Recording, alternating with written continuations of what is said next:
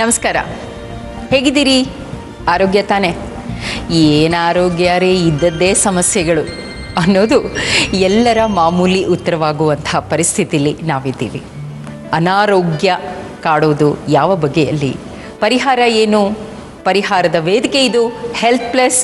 ಇವತ್ತಿನ ಸಂಚಿಕೆಗೆ ನಿಮ್ಮೆಲ್ಲರಿಗೂ ಸುಸ್ವಾಗತ.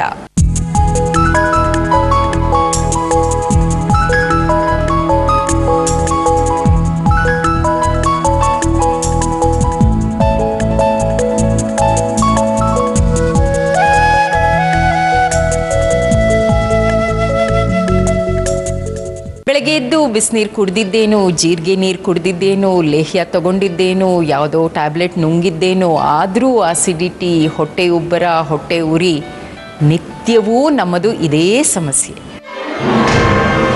ಅಜೀರ್ಣಕ್ಕೂ ಅನಾರೋಗ್ಯಕ್ಕೂ ಇರುವಂತಹ ಸಮಸ್ಯೆ ಬಗ್ಗೆ ನಮಗೆ ಪರಿಚಯ ಮಾಡಿಕೊಟ್ಟು ಇದರಿಂದ ಪಾರಾಗೋ ಬಗೆ ಹೇಗೆ ಅನ್ನೋದನ್ನು ತಿಳಿಸ್ಕೊಡೋದಕ್ಕೆ ಇವತ್ತು ನಮ್ಮ ಜೊತೆ ಆಯುರ್ವೇದ ತಜ್ಞ ವೈದ್ಯ ಡಾಕ್ಟರ್ ಕಿಶೋರ್. ಬನ್ನಿ ಡಾಕ್ಟರ್. ನಮಸ್ತೆ. ಬನ್ನಿ. ಪಂಚಕನ್ಯಾಂ ಸ್ಮರೇನ್ ನಿತ್ಯಂ ಅನ್ನೋ ಹಾಗೆ ಇವತ್ತು ಈ BP, ಶುಗರು, ಈ ಥರದ್ದು ಒಂದು 5-6 ಕಾಯಿಲೆ ಎಲ್ಲರಿಗೂ ಎಲ್ಲ ಕಾಲಕ್ಕೂ ಸಲ್ಲುವಂಥದ್ದಾಗ್ಬಿಟ್ಟಿದೆ. ಅದರಲ್ಲಿ ಒಂದು ಯಾರು ನೋಡಿದ್ರೂ ಹೇಳೋದು ಅಸಿಡಿಟಿ, ಗ್ಯಾಸ್ಟ್ರಿಕ್ ಪ್ರಾಬ್ಲಮ್ಮು. ಯಾಕೆ ಡಾಕ್ಟರ್ ಇದೊಂಥರ ಸರ್ವಾಂತರ್ಯಾಮಿಯಾಗಿ ನಮ್ಮನ್ನು ಆವರಿಸಿದೆ? ಹೇಳೋದಂದ್ರೆ ಸರ್ವೇಪಿ ರೋಗ ಮಂದಾಗ ನಾವು ಸುತರ ಮುದ್ರಾಣಿಚ ಅಂತಕ್ಕಂಥ ಮಾತು ನಾವು ಆಯುರ್ವೇದದಲ್ಲಿ ಹೇಳ್ತೀವಿ. ಅಂದರೆ ಎಲ್ಲ ಕಾಯಿಲೆಗಳಿಗೂ ಮೂಲ ನಮ್ಮ ಮಂದಾಗ್ನಿ ಅಂತಕ್ಕಂಥದ್ದು, ಒಂದು ಕ್ರಾನಿಕ್ ಇಂಡೈಜೆಷನ್ ಅಂತ ನಾವೇನು ಕರಿತೀವಿ. ಯಾವಾಗ ನಮ್ಮ ದೀರ್ಘಕಾಲೀನವಾಗಿ ಆಹಾರ ಸೇವನಾ ಪದ್ಧತಿಗಳನ್ನು ನಾವು ಗೌರವಿಸೋದಿಲ್ಲ. ಹಿಂದಿನ ಕಾಲದಲ್ಲಿ I usually tell in all this my activities and talks, 100 ವರ್ಷ ಆದ ಮನುಷ್ಯ ಒಬ್ಬ ಸತ್ತ ಅಂದರೆ ಏನಾದರೂ ಕಾಯಿಲೆ ಇತ್ತಾ ಅಂತಕ್ಕಂಥ ಪರಿಸ್ಥಿತಿ ಇತ್ತು.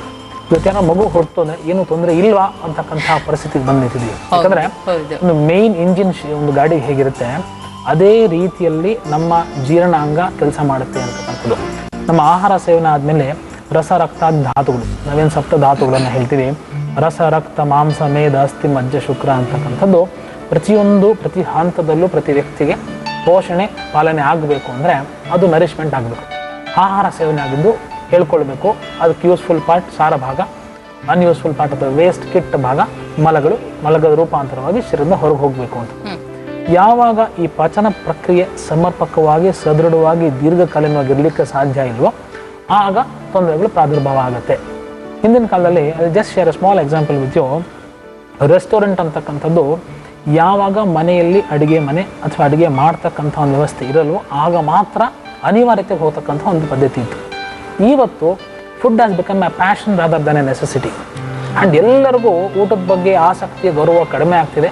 ಅನ್ನದ ಬಗ್ಗೆ, ಜೀರ್ಣ ಪ್ರಕ್ರಿಯೆ ಬಗ್ಗೆ, ಆರೋಗ್ಯದ ಬಗ್ಗೆ ಸ್ವಸ್ಥಸ್ಯ ಸ್ವಾಸ್ಥ್ಯ ರಕ್ಷಣಂ ಆತುರಸ್ಯ ವಿಕಾರ ಪ್ರಶಮನಂ ಅಂತ ಹೇಳ್ತೀವಿ. ಅಂದರೆ ತೊಂದರೆ ಬರೆದಿದ್ದವನು ಬರದೇ ಇರತಕ್ಕಂತಹ ರೀತಿಯಲ್ಲಿ ಎಷ್ಟು ಮಟ್ಟಿಗೆ ತನ್ನ ಸ್ವಾಸ್ಥ್ಯವನ್ನು ಕಾಪಾಡಿಕೊಳ್ಬೇಕು ಅಂತಕ್ಕಂಥದ್ದು ಮೂಲಭೂತವಾದಂತಹ ಆಯುರ್ವೇದಿಯ ಸಿದ್ಧಾಂತ. ತದನಂತರ ಆತುರಸ್ಯ ವಿಕಾರ ಪ್ರಶಮನಂ ಅಂದರೆ ಇಷ್ಟೆಲ್ಲ ಆದರೂ ತೊಂದರೆಗಳು ಬಂದಾಗ ಅದನ್ನು ಯಾವ ಹಂತದಲ್ಲಿ ಯಾವ ರೀತಿಯಲ್ಲಿ ನಾವು ಎದುರಿಸಬೇಕು ಅಂತಕ್ಕಂಥದ್ರ ಬಗ್ಗೆ ಸಮರ್ಪಕವಾದಂತಹ ಸಮಗ್ರ ಮಾಹಿತಿಯನ್ನು ನಾವಿಟ್ಕೊಂಡು ಇನ್ನೊಬ್ಬರಿಗೆ ಕೊಡಬೇಕು ಅಂತ. ಹೀಗಾಗಿ Ayurveda was never born in university. ಒಬ್ಬರ ಕೈಯಿಂದ ಒಬ್ಬರಿಗೆ, ಒಬ್ಬರ ಬಾಯಿಂದ ಇನ್ನೊಬ್ಬರಿಗೆ ಅಡುಗೆ ಮನೆಯಲ್ಲಿ ಹುಟ್ಟಿ ಬೆಳತಕ್ಕಂಥ ವೈದ್ಯಕೀಯ ವಿಜ್ಞಾನ. ಈಗ ನಮ್ಮ ಜನಪದ ಸಂಸ್ಕೃತಿ ಇದ್ದ ಹಾಗೆ ಬಾಯಿಂದ ಬಾಯಿಗೆ ಎಕ್ಸಾಕ್ಟ್ಲಿ ಆ ರೀತಿಯಲ್ಲಿ ಅದನ್ನು ಅಳವಡಿಸ್ಕೊಳ್ತಾ ಬರ್ತಿದ್ದಾಗ ಸಿಂಪಲ್ ಆಗಿ ಹೇಳ್ತಾ ನೋಡಿ, ಊಟ ಬಲ್ಲವನಿಗೆ ರೋಗವಿಲ್ಲ. ಸೊ ಊಟ ನಮ್ಮ ಅದ್ರ ಬಗ್ಗೆ ಬೆಲೆ ಇಲ್ಲ, ಅದ್ರ ಬಗ್ಗೆ ನಮಗೆ ಗೊತ್ತಿಲ್ಲ, ಹಾಗಾಗಿ ಕಾಯಿಲೆಗಳು ಬರ್ತಾ ಇದೆ. ಬಹುಶಃ ಇವತ್ತು ನಾವು ನಾಲ್ಗೆ ಚಪ್ಪಲಕ್ಕೆ ತಿನ್ನೋದು ಜಾಸ್ತಿ ಆಗಿದೆ. ನಮಗೆ ಏನು ಅವಶ್ಯವೋ ಅದನ್ನು ತಿನ್ನೋದಕ್ಕಿಂತ ಎಂಥ ದುಸ್ಥಿತಿ ನೋಡಿ ಅಪರ್ಣ ಅವರೇ. 4 ಸೆಕೆಂಡ್ ನಾಲಿಗೆ ರುಚಿಗೆ 40 ವರ್ಷದ ಜೀವನವನ್ನು ನಾವು ಅಡ ಇಡ್ತಾ ಇದೀವಿ ಅಂತಕ್ಕಂಥದ್ದು ಎಷ್ಟು ಮಟ್ಟಿಗೆ ಸಮಂಜಸ ಅಂತ ನಾವು ಆತ್ಮಾವಲೋಕನ ಮಾಡಿಕೊಳ್ತಕ್ಕಂಥ ಪ್ರಾಥಮಿಕ ಹಂತದಲ್ಲಿ ಇದ್ದೀವಿ ಅಂತಕ್ಕಂಥದ್ದು. ಅಂದ್ರೆ ಎಷ್ಟು ಮಟ್ಟಿಗೆ ನಾವು ಡಯಟ್ನ ಬಹುಶಃ ಅದಕ್ಕೆ ಕಾರಣ ನಮ್ಮ ಸಂಯಮವನ್ನು ಪರೀಕ್ಷಿಸೋಕೆ ಆಚೆ ಬಂದ್ರೆ ಅಷ್ಟು ಆಕರ್ಷಣೆಗಳು, ಅಷ್ಟು ಹೋಟೆಲ್ಗಳು, fast foods most important. The food is fast, diseases and disorders are also fast ಅಂತಕ್ಕಂಥದ್ದು ನಾವು ಅರ್ಥ ಮಾಡ್ಕೊಳ್ಬೇಕು. ಬಹಳ ಬೇಗ ನಮಗೆ ಎಲ್ಲ ಇವತ್ತು ಪ್ರೊಸೆಸ್ ಫುಡ್ ಸಿಗ್ತಾ ಇದೆ, ಜಂಕ್ ಫುಡ್ ಜಾಸ್ತಿ ಸಿಗ್ತಾ ಇದೆ, ಕಲರ್ಡ್ ಫುಡ್ಸ್ ತುಂಬ ಸಿಂಥೆಟೈಸ್ ಬೇಸ್ಡ್ ಫುಡ್ ಸಿಗ್ತಾ ಇದೆ. ಇವೆಲ್ಲವೂ ಕೂಡ ಮನುಷ್ಯನಿಗೆ ಹೆಚ್ಚಿನ ಪ್ರಮಾಣದ ಕಾಯಿಲೆಯನ್ನು ತಂದುಕೊಡ್ತಕ್ಕಂಥದ್ದು. ಪಾಶ್ಚಿಮಾತ್ಯರಿಗೆ ನಮಗೆ ಭಾರತೀಯ ಮೂಲ ಸಂಪ್ರದಾಯಕ್ಕೆ ನಾವು ತುಲನಾತ್ಮಕವಾಗಿ ನೋಡಿದಾಗ ಆವ್ರೇಜ್ ಇಂಡಿಯನ್ 2-3 ಸಲ ತನ್ನ ಮಲತ್ಯಾಗವನ್ನು ಮಾಡ್ತಾನೆ ಅಂತಕ್ಕಂಥದ್ದು. 4-5 ಲೀಟರ್ ಕನ್ವೆನ್ಷನಲ್ ನೀರನ್ನು ಕುಡಿತೀವಿ ಅಂತಕ್ಕಂಥದ್ದು. ನಮಗೆಲ್ಲೂ ಎ ಸಿ ವಾತಾವರಣದ ಅವಶ್ಯಕತೆ ಇರಲಿಲ್ಲ. ಇವತ್ತು ಎ ಸಿಲಿ ಕೃತಕವಾಗಿರ್ತಕ್ಕಂಥ ಥಂಡಿ ವಾತಾವರಣದಲ್ಲಿರ್ತೀವಿ, ನೀರನ್ನು ಕುಡಿಯೋಕ್ಕೆ ಮನಸ್ಸು ಬರಲ್ಲ, ಯಾಕೆಂದರೆ ಈಚೆ ಕಡೆ ಆರ್ಟಿಫಿಷಿಯಲ್ ಕೋಲ್ಡ್ನೆಸ್ ಇರುತ್ತೆ ಅಂತಕ್ಕಂಥದ್ದು. ಮೆಟಬಾಲಿಸಮ್ಗೆ ಎಣ್ಣೆ ಬೇಕು, ತುಪ್ಪ ಬೇಕು, ನೀರು ಬೇಕು. ಎಷ್ಟೋ ಜನ ಮಿಸ್ಕನ್ಸೆಪ್ಷನ್ ಏನಿದೀವಿ ಅಂದರೆ ತುಪ್ಪ ತಿಂದರೆ ಕೊಲೆಸ್ಟ್ರಾಲ್ ಬಂದುಬಿಡುತ್ತೆ, ಸಕ್ಕರೆ ತಿಂದರೆ ಡಯಾಬಿಟಿಸ್ ಬಂದುಬಿಡುತ್ತೆ. ಎರಡೂ ವಾಸ್ತವಿಕವಾಗಿ ತಪ್ಪಾಗ್ತಕ್ಕಂಥ ಅಂಶ. ಡಯಾಬಿಟಿಸ್ ಇರೋರು ಸಕ್ಕರೆ ತಿನ್ನಬಾರ್ದು ನಿಜ, ಕೊಲೆಸ್ಟ್ರಾಲ್ ಬಂದವರು ತುಪ್ಪ ತಿನ್ನಬಾರ್ದು ಅಂತಕ್ಕಂಥದ್ದು ನಾವು ಒಪ್ತಕ್ಕಂತಹ ಸಂಗತಿ ಹೊರತು ಇದು ಮೂಲಭೂತವಾದಂತಹ ಕಾರಣೀಕರ್ತೂ ಅಲ್ಲ. ಎಷ್ಟು ಜನ ಪೇಷಂಟ್ಸು ಒಂದು ಹಾರ್ಟ್ ಅಟ್ಯಾಕ್ ಅಂತ ಭಾವನೆ ಮಾಡ್ತಕ್ಕಂಥ ರೀತಿಯಲ್ಲಿ ಒಂದು ಸಿಂಪಲ್ ಆಮ್ಲಪಿತ್ತ ಅವ್ರನ್ನ ತೊಂದರೆ ಮಾಡ್ತಾ ಇರ್ತಕ್ಕಂಥ ಬಹಳ ದುಸ್ಥಿತಿಯ ಸಂಗತಿಯೇ ಸರಿ. ಎದೆ ತುಂಬ ನೋವು ಬರ್ತಕ್ಕಂಥದ್ದು, ಗಂಟ್ಲು ಸರ್ ಬೆಂಕಿ ಉರಿದಂಗೆ ಉರಿತಾ ಇದೆ ಎದೆಯಲ್ಲಿ, ನನಗೆ ಗಂಟ್ಲೊಳಗಡೆ ಏನೋ ಒಂದು ಫೈರ್ ಹತ್ಕೊಂಡ್ಬಿಟ್ಟಿದೆ ಅಂತಕ್ಕಂಥ ಫೀಲ್ ಬಂದುಬಿಟ್ಟಿದೆ, ಏನು ಊಟ ಮಾಡಿದ್ರೂ ಲೋಳೆ ಥರ ಬರ್ತಾ ಇದೆ, ವಾಂತಿ ಆಗಿಬಿಡ್ತಾ ಇದೆ, ಮೋಷನ್ ಸರಿಯಾಗಿ ಆಗ್ತಿಲ್ಲ. The basic causes long standing gastritis, long standing indigestion. ಅಂದರೆ ನೀವು ಈ ಗ್ಯಾಸ್ಟ್ರೈಟಿಸ್ ಪ್ರಾಬ್ಲಮ್ ಸಮಸ್ಯೆ ಏನಿದೆ, ನಾವು ನಿತ್ಯ ನಮ್ಮ ಭಾಷೆಯಲ್ಲಿ ಅಸಿಡಿಟಿ ಸಮಸ್ಯೆ ಅಂತ ಏನು ಹೇಳ್ತೀವಿ, ಅದಕ್ಕೆ ಮೂಲ ಕಾರಣ ಅಜೀರ್ಣ ಅಂತ ಹೇಳ್ತೀರಾ ಡಾಕ್ಟರ್? ಎಕ್ಸಾಕ್ಟ್ಲಿ. ಬಟ್ ಆ ಅಜೀರ್ಣಕ್ಕೆ ಕಾರಣ ಏನು ಅಂದರೆ ನೋಡಿ, ಈ ಹಿಂದೆ ಒಂದು ಬ್ರೇಕ್ಫಾಸ್ಟು, ಒಂದು ಲಂಚು, ಒಂದು ಡಿನ್ನರು ನಮ್ಮ ಕನ್ವೆನ್ಷನಲ್ ಫುಡ್ ಪ್ಯಾಟರ್ನ್. ಇವತ್ತು ನೀವು ಬೆಂಗಳೂರಿನಂಥ ಮಹಾನಗರಗಳಲ್ಲಿ ಎವ್ರಿ 1 or 2 hours ಏನೋ ಒಂದು ಮಂಚ್ ಮಾಡ್ತಾ ಇರ್ತಕ್ಕಂಥದ್ದಾಗಿರ್ಬೋದು. ಸೊ ಫಾರ್ಚುನೇಟ್ಲಿ ಹೆಲ್ತಿ ಮಂಚಿಂಗ್ ಅಂದರೆ ಹಣ್ಣು ತಿಂತಾ ಇರ್ತಾನೆ, ಅವನೇನೋ ಜ್ಯೂಸ್ ಕುಡಿತಾ ಇರ್ತಾನೆ ಅಂದರೆ ಅವನಿಗೆ ಅದು ಪ್ರಮಾಣ ಅಂತ ಇರುತ್ತೆ, ಕಡಿಮೆ ಇರುತ್ತೆ. ಬ್ರೆಡ್ ತಿಂತಾನೆ, ಪಿಜ್ಜಾ ತಿಂತಾನೆ, ನೂಡ್ಲ್ಸ್ ತಿಂತಾನೆ, ಫ್ರೆಂಚ್ ಫ್ರೈಸ್ ತಿಂತಾನೆ ಅಂದರೆ ಅದು ತೀವ್ರತೆ ಅತಿ ಬೇಗ ಬರ್ತಾನೆ ಅಂತ. ಹಿಂದಿನ ಕಾಲದಲ್ಲಿ ನಾರು ಬೇರುಗಳನ್ನು ಅತಿ ಹೆಚ್ಚಿನ ಪ್ರಮಾಣದಲ್ಲಿ ನಾವು ಕನ್ವೆನ್ಷನಲ್ ಡಯಟರಿ ಪ್ರಾಕ್ಟೀಸಲ್ಲಿ ಯೂಸ್ ಮಾಡ್ತಾ ಇದ್ವಿ. ಅಂದರೆ ನಾವು ಸಾರಾಗಿರ್ಬೋದು, ಸಾಂಬಾರಾಗಿರ್ಬೋದು, ನಿಮ್ಮ ನಾನ್ ವೆಜಿಟೇರಿಯನ್ ಆಹಾರವನ್ನು ತೊಗೊಂಡು ಸದ್ಯಕ್ಕೆ ಅದರಲ್ಲಿ ಹೆಚ್ಚಿನ ಮಟ್ಟದ ಒಂದು ಫೈಬರ್ ಕಂಟೆಂಟ್ ಇರ್ತಾ ಇತ್ತು. ಇವತ್ತೆಲ್ಲ ಫೈಬರ್ ಡಿರೈವ್ಡ್ಸ್, ಎಲ್ಲ ಒಂಥರ ಸಿಂಕ್ರೊನೈಸ್ ಫುಡ್ಸ್. ಸೊ ಎಲ್ಲ ಮಾಡಿಫೈಡ್ ಪ್ರೊಸೆಸ್ ಫುಡ್ಸ್ನ ಈ ಆಧುನಿಕತೆಯ ಭರಾಟೆಯಲ್ಲಿ I always tell when it comes to your food, ಆಹಾರಕ್ಕೆ ನಮ್ಗೆ ಯಾವುದೇ ದೃಷ್ಟಿಕೋನದಲ್ಲಿ ಒಳ ಹೊಕ್ಕಿ ನೋಡಿದಾಗ ಸನಾತನ ಸಂಸ್ಕೃತಿನ ನಾವು ಒಳ ಹೊಕ್ಕಿ ನೋಡಬೇಕು. Follow your grandmother when it comes to your eating practices, follow your grandchild when it comes to your thought process. ಅಷ್ಟು ಬೇಗ ಅವ್ರು ಯೋಚನೆ ಮಾಡ್ತಾರೆ.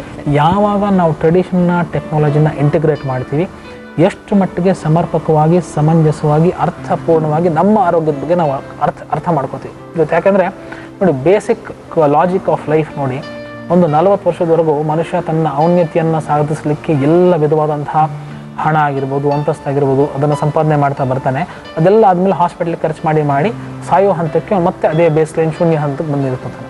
ಸೊ ಹಾಗಾಗಿ ಹೆಲ್ತ್ ಪ್ರಿಸರ್ವ್ ಮಾಡ್ಕೊಳ್ತಕ್ಕಂಥದ್ದು ಆ್ಯಂಡ್ ಅಲ್ಪ ಎಂಥದ್ದೇ ಹೆಲ್ತ್ ಆದರೂ ಅಲ್ಪ ಸ್ವಲ್ಪ ಹಂತದ ಪ್ರಾಥಮಿಕ ಹಂತದಲ್ಲಿ ತೊಡಕಾಗ್ತಕ್ಕಂಥ ಸರ್ವೇ ಸಾಮಾನ್ಯವಾದ ಸಂಗತಿ. ಆ ಹಂತದಲ್ಲೇ ಅದನ್ನು ಸಮರ್ಪಕವಾಗಿ ಸದೃಢವಾಗಿ ಕಾಪಾಡ್ಕೊಳ್ತಕ್ಕಂಥ ದೃಷ್ಟಿಕೋನದಲ್ಲಿ ಈ ಚಿಕ್ಕ ಪುಟ್ಟ ವೇರೆಂಟಲ್ಸ್ನ ಅಲ್ಲಲ್ಲೇ ಮಾಡ್ಕೊಂಡಾಗ್ತದೆ. ಹೇಳ್ತೇಲಿ ಖಾರ ಎಣ್ಣೆ ಪದಾರ್ಥ ಕಾಂಬಿನೇಷನ್ ತಿನ್ನಬೇಡಿ ಅಂತ ಹೇಳ್ತೀವಿ. ನಮ್ಮ ಗ್ಯಾಸ್ಟ್ರೈಟಿಸ್ ಬಂತು ಸರ್, ಏನಾಗುತ್ತೆ, ನಾನು 4 ವರ್ಷ ತಿಂತಾ ಇದ್ದೀನಿ, ಏನೂ ತೊಂದರೆ ಆಗ್ತಿಲ್ಲ ಅಂತ ಆದಾಗ ಮಾತ್ರ ಅದರ ತೀವ್ರತೆ, ಅದರ ಹೊಡೆತ ಈಗ ಎಲ್ಲೋ ಯಾವಾಗಲೂ ಸಮಸ್ಯೆ ಶುರುವಾಗಿರುತ್ತೆ. ನಮ್ಗದು ಅರಿವಿಗೆ ಬಂದಾಗ ಮಾತ್ರ ಅಯ್ಯೋ 4 ವರ್ಷದಿಂದ ತಿಂತಾ ಇದ್ದೀನಿ ಇವತ್ತು. ಎಕ್ಸಾಕ್ಟ್ಲಿ. ಇವತ್ತು ನೋಡಿ, ಈ ಪುಟ್ಟ ಮಕ್ಕಳಿಂದ ಹಿಡಿದು ವಯೋವೃದ್ಧರು ನೆಸೆಸಿಟಿ ಬಂದಾಗ ಮಾತ್ರ ಊಟ ಮಾಡಬೇಕು.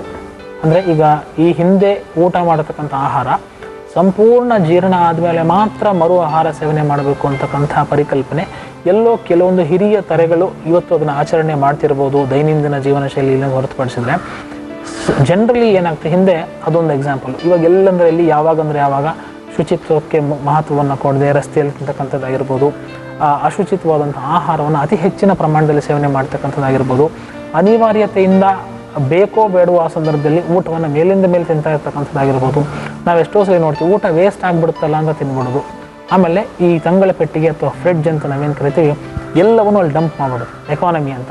ಆ ತಂಗಳನ್ನು ತಿರ್ಗಿ ರೀಹೀಟ್ ಮಾಡಿ, ಸೊ ಅದರ ಮೈಕ್ರೋ ಆ್ಯಂಡ್ ಮ್ಯಾಕ್ರೋ ನ್ಯೂಟ್ರಿಯೆಂಟ್ಸು ಸತ್ತು ಹೋದಾಗ ನೀವು ಅದೇ ಆಹಾರವನ್ನು ತಿಂದಾಗ ಅದು ಬರೀ ಒಂದು ಬಲ್ಕ್ ಹಾಕಿ ಕೂತ್ಕೊಳ್ಳುತ್ತೆ ಹೊರತು ಶರೀರದ ಪೌಷ್ಟಿಕಾಂಶತೆಯ ದೃಷ್ಟಿಕೋನದಲ್ಲಿ ಯಾವ ಹಂತಕ್ಕೆ ಅದು ಕೆಲಸ ಮಾಡಬಲ್ಲದು ಅಂತಕ್ಕಂಥ ಒಂದು ಆತ್ಮಾವಲೋಕನ ಮಾಡ್ಕೊಳ್ತಕ್ಕಂಥ ಬಹಳ ಪ್ರಮುಖವಾದಂಥ ಅಂಶ. ನಾಲಿಗೆನ ಸಂತೃಪ್ತಿ ಪಡಿಸ್ಕೊಳ್ಳೋದಕ್ಕೆ ಹೊಟ್ಟೆನ ಯಾಕೆ ಬಲಿ ಕೊಡಬೇಕು? ಅಸಿಡಿಟಿ ಯಾವ ಕಾರಣದಿಂದ ಉಂಟಾಗುತ್ತೆ ಅನ್ನೋದನ್ನು ತುಂಬ ಸ್ಪಷ್ಟವಾಗಿ ನಮಗೆ ತಿಳಿಸಿದ್ದಾರೆ ಡಾಕ್ಟರ್ ಕಿಶೋರ್. ಪರಿಹಾರ ಹೇಗೆ, ಏನು, ಎತ್ತ ತಿಳಿಸ್ತಾರೆ ಮುಂದಿನ ಹಂತದಲ್ಲಿ. ನೋಡ್ತಾ ಇರಿ, ಇದು ಹೆಲ್ತ್ ಪ್ಲಸ್. ಇದು ವಿರಾಮದ ಸಮಯ. ಬಾಳೆ ಎಲೆ is one of the most simplest thing to induce more enzymes. ನೀವು ಬಿಸಿ ಅನ್ನ ತುಪ್ಪ ಬಾಳೆ ಎಲೆ ಮೇಲೆ ಬಿದ್ದಾಗ ಡೈಜೆಸ್ಟಿವ್ ಎನ್ಸೈಮ್ಸ್ ಅತಿ ಹೆಚ್ಚಿನ ಪ್ರಮಾಣದಲ್ಲಿ ಉತ್ಪನ್ನ ಆಗುತ್ತೆ ಅಂತಕ್ಕಂಥದ್ದು.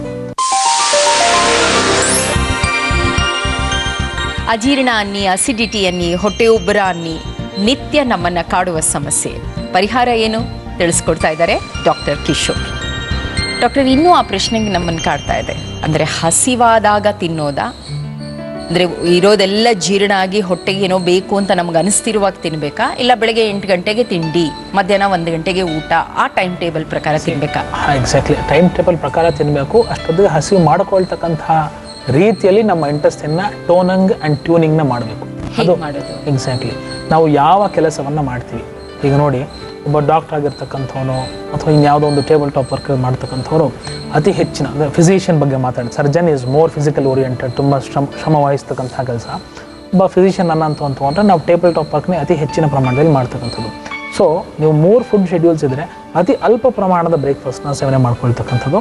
ನಿಮ್ಮ 1 ಗಂಟೆ ಶೆಡ್ಯೂಲ್ ಅಷ್ಟೊತ್ತಿಗೆ ಪೂರ್ತಿ ಜೀರ್ಣ ಆಗಿರಬೇಕು, ಅಷ್ಟು ಕ್ಯಾಲರೀಸು ಅಬ್ಸಾರ್ಬ್ ಆಗ್ತಕ್ಕಂಥ ದೃಷ್ಟಿಕೊಂಡು ಅದನ್ನು ಡಿಸೈನ್ ಮಾಡಬೇಕು. ನೆಕ್ಸ್ಟ್ ಮಧ್ಯಾಹ್ನದ ಊಟ, ತಿರ್ಗಾ ನಿಮ್ಮ ರಾತ್ರಿ ಸಸೆಪ್ಟಿಬಿಲಿಟಿ ನೋಡಿಕೊಂಡು ಅದರ ಊಟ ಮಾಡಬೇಕು. And dinner should always be in a lighter quantity. ಯಾಕಂದರೆ ಅದಾದಮೇಲೆ ನಿಮ್ಮ ಯಾವುದೇ ಶರೀರದ ಆಯವ್ಯಯ ಇರಲ್ಲ, ಎನರ್ಜಿ ಲಾಸ್ ಇರಲ್ಲ.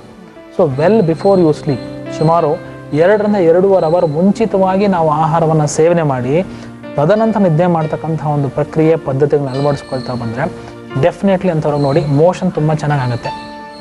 ಯಾವಾಗ ಶರೀರ ನಿರ್ಮಲ ಆಗುತ್ತೆ, ಅಂದರೆ ಬೇಡದೇ ಇರತಕ್ಕಂತಹ ಮಲಗಳು ಅಥವಾ ತ್ಯಾಜ್ಯಗಳು ಶರೀರದಿಂದ ತುಂಬ ಚೆನ್ನಾಗಿ ಹೋಗುತ್ತೆ. ಸಿಂಪ್ಲೆಸ್ಟ್ ಎಕ್ಸಾಂಪಲ್, ಯಾರು ಚೆನ್ನಾಗಿ ಬೆವರ್ತಾರೋ ಅವ್ರಿಗೆ ಚರ್ಮದ ಸಮಸ್ಯೆ ಬರೋಲ್ಲ. ಯಾರು ಚೆನ್ನಾಗಿ ಮೋಷನ್ ಅಂದರೆ ಬೇಡದ ಈಚೆ ಹಾಕ್ತಾನೋ ಅವನಿಗೆ ಜೀರ್ಣಾಂಗದ ಸಮಸ್ಯೆ ಬರೋದಿಲ್ಲ. ಯಾಕಂದರೆ when your sanitary system is very good, ಒಳಗಡೆ ಎಲ್ಲೂ ಬ್ಲಾಕೇಜ್ ಆಗಲ್ಲ. ಸಿಂಪ್ಲೆಸ್ಟ್ ಲಾಜಿಕ್, ಎಲ್ಲ ಶರೀರ ಈಚೆ ಹೋಗುತ್ತೆ. ಆದರೆ ಎಂಥ ದುಸ್ಥಿತಿ ಅಂದರೆ ಭಾರತ ದೇಶದಲ್ಲಿ 7 ರಿಂದ 8% ಜನ ಕ್ರಾನಿಕ್ ಕಾನ್ಸ್ಟಿಪೇಷನಿಂದ ಬಳಲ್ತಿರ್ತಕ್ಕಂಥದ್ದು. ಪುಟ್ಟ ಮಕ್ಕಳನ್ನ, ಸರ್ ಮೋಷನ್ ಆಗಲ್ಲ ಸರ್, ಏನು ಮಾಡೋದು? ಯಾಕೆ ಹೇಳಿದರೆ ಬೆಳಗ್ಗೆ ಬ್ರೆಡ್ಡು, ಮಧ್ಯಾಹ್ನ ರಸ್ಕು, ಸಾಯಂಕಾಲ ಪಿಜ್ಜಾ, ರಾತ್ರಿ ನೂಡಲ್ಸು. ಈ ಆಹಾರ ಇದ್ದರೆ ಅದರಲ್ಲಿ ಯಾವುದೂ ಫೈಬರ್ ಕಂಟೆಂಟೇ ಇಲ್ಲ. ಅದು ಹೇಗೆ ಈಚೆ ಹೋಗಬೇಕು ಅಂತಕ್ಕಂಥದ್ದು. ಆಮೇಲೆ ನೀರು, ಸರ್ ಆಫೀಸಲ್ಲಿ ಕೂತಿರ್ತೀನಿ, ನೀರು ಕುಡಿದ್ರೆ ಮೇಲಿಂದ ಮೇಲೆ ಮೂತ್ರ ಹೋಗಬೇಕು, ಹಾಗಾಗಿ ನಾನು ನೀರನ್ನೇ ಕುಡಿಯೋದಿಲ್ಲ. ಸೊ ನೆಕ್ಸ್ಟು ತದ್ವಿರುದ್ಧವಾದಂಥ ಆಹಾರ, ವಿರುದ್ಧ ಆಹಾರಗಳಲ್ಲಿ ಖಾರ ಎಣ್ಣೆ ಪದಾರ್ಥ ಕಾಂಬಿನೇಷನ್. ಈಗ ಯಾರು ಕೋಸಂಬರಿ ತಿಂತಕ್ಕಂಥ ಫ್ಯಾಂಟಸಿನೇ ಇಲ್ಲ. ನೀವು ಆಫೀಸ್ಗೆ ಚಪಾತಿ ಪಲ್ಯ ತೊಗೊಂಡೋದ್ರೆ, ರಾಗಿ ಮುದ್ದೆ ಜೋಳದ ತೊಗೊಂಡೋದ್ರೆ, ನೀವು ಹಳ್ಳಿಯವ್ರ ಥರ ಅಂದರೆ ಮುಖ್ಯ ವಾಹಿನಿಲಿ ಇಲ್ಲದೆ ಇರತಕ್ಕಂಥ ನೋಡ್ತಕ್ಕಂಥ ದುಸ್ಥಿತಿ. That's one of the most healthiest food styles. ನೀವು ಪೇಸ್ಟ್ರಿನೋ ಬರ್ಗರೋ ತಿನ್ನಬೇಕು, ಅಥವಾ ಇನ್ಯಾವುದೋ ಒಂದು ಕುಲ್ಚಾನೋ ಪರೋಟಾನೋ stuffed with potato masala, green chilli, ಅದನ್ನು ಊಟ ಮಾಡಿದ್ರೆ ಮಾತ್ರ ನೀವು ಮೇನ್ ಸ್ಟ್ರೀಮಲ್ಲಿ ಇರ್ತೀರಿ. ಆ್ಯಂಡ್ ಎಷ್ಟು ಜನ ಇವತ್ತು ಕನ್ವೆನ್ಷನಲ್ ನಾನ್ ವೆಜ್ಜನ್ನು ತಿಂತಿದ್ದಾರೆ. ಈ ಹಿಂದಿನ ಕಾಲದ ರಸಮ್ಮು, ಸಾಂಬಾರ್, ಆ ಕಾನ್ಸೆಪ್ಟ್ ಆಫ್ ನಾನ್ ವೆಜ್ ಹೊಟ್ಟೆ ಹೋಯ್ತು. It should be coloured, it should be grilled, only then a non veg is more tastier. ಅಂದರೆ ಕೃತಕವಾದಷ್ಟು ಆಕರ್ಷಣೆ. ಹಿಂದಿನ ಕಾಲದಲ್ಲೂ ಊಟ ನೀವು ಸಿಂಪಲ್ ಒಂದು ಇಂಡಿಯನ್ ಡಯಟ್ರಿ ಪ್ಯಾಟ್ರನ್ ತೊಗೊಳ್ಳಿ. ನೀವು ಸೌತ್ ಇಂಡಿಯನ್ ಅಥವಾ ನಾರ್ತ್ ಇಂಡಿಯನ್, ಪ್ರಾಥಮಿಕ ಹಂತದಲ್ಲಿ ನಿಮಗೆ ಸಿಹಿಯನ್ನು ಬಡಿಸ್ತಾರೆ. ಒಂದು ಸಿಂಪಲ್ ಟಿಪಿಕಲ್ ಕರ್ನಾಟಕದ ಆಹಾರ ಸೇವನಾ ಪದ್ಧತಿ ಅಂದರೆ ಬಾಳೆ ಎಲೆ. ಬಾಳೆ ಎಲೆ is one of the most simplest thing to induce more enzymes. ನೀವು ಬಿಸಿ ಅನ್ನ ತುಪ್ಪ ಬಾಳೆ ಎಲೆ ಮೇಲೆ ಬಿದ್ದಾಗ ಡೈಜೆಸ್ಟಿವ್ ಎನ್ಸೈಮ್ಸ್ ಅತಿ ಹೆಚ್ಚಿನ ಪ್ರಮಾಣದಲ್ಲಿ ಉತ್ಪನ್ನ ಆಗುತ್ತೆ ಅಂತಕ್ಕಂಥದ್ದು. ಸೆಕೆಂಡ್ ಲಾಜಿಕ್ಕು, ನೀವು ಆ ಎಲೆಯ ವಿಸ್ತಾರ ನೋಡಿ. ನಿಮ್ಮ ಲೆಫ್ಟ್ ಕಾರ್ನರ್ ಚಿಕ್ಕದಾಗಿರುತ್ತೆ, ರೈಟ್ ಕಾರ್ನರ್ ಅತಿ ದೊಡ್ಡದಾಗಿರುತ್ತೆ. ಲೆಫ್ಟ್ ಇರೋದು ಸ್ವಲ್ಪ ತಿನ್ನಿ, ರೈಟಿಗೆ ಬರ್ತಾ ಬರ್ತಾ ಜಾಸ್ತಿ ತಿನ್ನಿ. ಆ ಲಾಜಿಕ್ ಅಗ್ರದೆಲೆಯಲ್ಲಿ ಅಷ್ಟು ಚೆನ್ನಾಗಿ 5000 ವರ್ಷಗಳ ಹಿಂದೆ ಡಿಸೈನ್ ಮಾಡಿದ್ರು ಅಂತಕ್ಕಂಥದ್ದು. ಆಹಾರದ ಪ್ರಥಮ ಹಂತದಲ್ಲಿ ತುಪ್ಪ ಹಾಕದೆ ಊಟ ಶುರು ಮಾಡಬಾರ್ದು. ಯಾಕೆ ಹೇಳಿದರೆ, ನಿಮ್ಮ ಸ್ವೀಟ್ ಪಾಯಸದ ಮೇಲೆ, ಅನ್ನದ ಮೇಲೆ ತುಪ್ಪ ಹಾಕದೆ ಊಟ ಶುರು ಮಾಡ್ತೀವಿ. ಯಾಕೆ ಹೇಳಿದರೆ, ಷಡ್ರಸಗಳು ಊಟಕ್ಕೆ ಹೋಗಬೇಕು. ಸ್ವಾದು, ಆಮ್ಲ, ಲವಣ, ಕಟು, ತಿಕ್ತ, ಕಷಾಯ. ಸ್ವಾದು ಪಾಯಸ, ಉಪ್ಪಿನಕಾಯಿವರೆಗೂ, ಆ್ಯಂಡ್ ಬೋಂಡಾ, ಬಜ್ಜಿ, ವಾಟವರ್, ವಡೆ, ನೀವು ಏನು ಮಧ್ಯೆ ಹಾಕ್ತಿದ್ರಿ ಅದು ಅಷ್ಟು ಸ್ನಿಗ್ಧ ಪದಾರ್ಥ, ಅಷ್ಟು ಲೂಬ್ರಿಕೇಶನ್ ಶರೀರಕ್ಕೆ ಹೋಗಬೇಕು. ತುಪ್ಪ ರಸಾಯನ, ಎಲ್ಲ ರಸಗಳನ್ನು ಆಯನದ ವೃದ್ಧಿ ಮಾಡ್ತಕ್ಕಂತಹ ಪ್ರಕ್ರಿಯೆ ಪದ್ಧತಿ ಆ ತುಪ್ಪದಲ್ಲಿರ್ತಿತ್ತು. ಒನ್ ಆಫ್ ದ ಮೇಧ್ಯ ಬುದ್ಧಿಶಕ್ತಿಯನ್ನು ಸಮರ್ಪಕವಾಗಿ ಸದೃಢವಾಗಿ ಜಾಸ್ತಿ ಮಾಡ್ತಕ್ಕಂತಹ ಶಕ್ತಿ ತುಪ್ಪದಲ್ಲಿರ್ತಿತ್ತು. ಅನ್ನ ಕಾರ್ಬೋಹೈಡ್ರೇಟು ಬೇಕು, ಚಪಾತಿ ಪ್ರೋಟೀನು ಬೇಕು, ಪ್ರತಿಯೊಂದು ಕೋಸಂಬರಿ ಫೈಬರು ಬೇಕು, ಅತಿ ಹೆಚ್ಚಿನ ಪ್ರಮಾಣದ ತರಕಾರಿ ಪಲ್ಯಗಳನ್ನು ಬಡಿಸ್ತಿದ್ರು. ಈ ಆಹಾರ ಸೇವನಾ ಪದ್ಧತಿಗಳು ಹೊರಟೇ ಹೋಗಿದೆ. ಇವತ್ತು ಮಧ್ಯಾಹ್ನ ಊಟ ಅಂದರೆ ಟೈಮ್ ಇಲ್ಲ, ಒಂದು ರೆಡಿಮೇಡ್ ಭಾತ ತಿಂದುಬಿಟ್ರೆ ಊಟ ಆಗೋಯ್ತು. ಕಡೆಯದಾಗಿ ಬಹುಶಃ ಎಲ್ಲರೂ ಕಾಯ್ತಿರುವಂತಹ ಉತ್ತರ ಸರಳ ಪರಿಹಾರ, acidity. No fear when Ayurveda is here, that is the basic demarcation. So eat well, live well to leave well ಅಂತಕ್ಕಂಥದ್ದು. ಚೆನ್ನಾಗಿ ಊಟ ಮಾಡಿ, ಊಟದ ಬಗ್ಗೆ ತುಂಬ ರೆಸ್ಟ್ರಿಕ್ಷನ್ಸ್ ಇಟ್ಕೊಳ್ತಕ್ಕಂಥದ್ದು ಒಬ್ಬ already person who is healthy definitely ತಪ್ಪು. ಬಟ್ ಆರೋಗ್ಯಕರವಾದಂಥ ಆಹಾರವನ್ನು ಸದಾ ಕಾಲ ಸೇವನೆ ಮಾಡಬೇಕು. ಇವತ್ತು ಏನು ಸರ್ ನಮಗೆ ಮನೇಲಿಲ್ಲ ಫೆಸಿಲಿಟಿ, ಮಾರ್ನಿಂಗಿಂದ ರಾತ್ರಿವರೆಗೂ ಆಫೀಸ್ ಇರ್ತದೆ, ಅಲ್ಲೂ ಕೂಡ ಯು ಹ್ಯಾವ್ ಆಪ್ಷನ್ಸ್. ನೀವು ಪ್ಯಾಕ್ ಮಾಡಿ ತೊಗೊಂಡು ಹೋಗ್ತಕ್ಕಂಥದ್ದಾಗಿರ್ಬೋದು. ಅಲ್ಲೇ ಇವಾಗ ರೆಸ್ಟೋರೆಂಟಲ್ಲಿ ಹೋದರೆ instead of eating a gobi manchurian idli rasam is 10,000 times safety. ಅಂದರೆ ಅದು ಒಳ್ಳೇದು ಹೋಟ್ಲಲ್ಲಿ ಇಡ್ಲಿ ತಿನ್ನೋದು ಅಂತ ನಾನು ಸಮರ್ಥನೆ ಮಾಡ್ತಿಲ್ಲ. ಆ ಎರಡನ್ನ ತುಲನಾತ್ಮಕವಾಗಿ ಇಟ್ಕೊಂಡು ನೋಡಿದಾಗ ದಟ್ ಈಸ್ ಆಲ್ವೇಸ್ ಬೆಟರ್. ಒಂದಿಷ್ಟು ಆಹಾರ ಪದ್ಧತಿಯಲ್ಲಿ ನಾವು ಎಚ್ಚರಿಕೆ ವಹಿಸ್ಬಿಟ್ರೆ ಸಾಕು, ಅಯ್ಯೋ ಅಸಿಡಿಟಿ ಅಂತ ಮುಖ ಕಿವಿಚುವಂತಹ ಆ ಸಂದರ್ಭ ಖಂಡಿತ ಬರೋಲ್ಲ. ಸರಳ ಸೂತ್ರ ಏನು ಅನ್ನೋದನ್ನು ತುಂಬ ಸ್ಪಷ್ಟವಾಗಿ ನಮಗೆ ತಿಳಿಸಿದ್ದಾರೆ ಡಾಕ್ಟರ್ ಕಿಶೋರ್. ಅಸಿಡಿಟಿಯನ್ನು ಎದುರಿಸೋ ಬಗ್ಗೆ ಇಷ್ಟೊಂದು ಮಾಹಿತಿ ಕೊಟ್ಟವರಿಗೆ ನಾವೊಂದು ಥ್ಯಾಂಕ್ಸ್ ತಲುಪಿಸಲೇಬೇಕಲ್ಲ.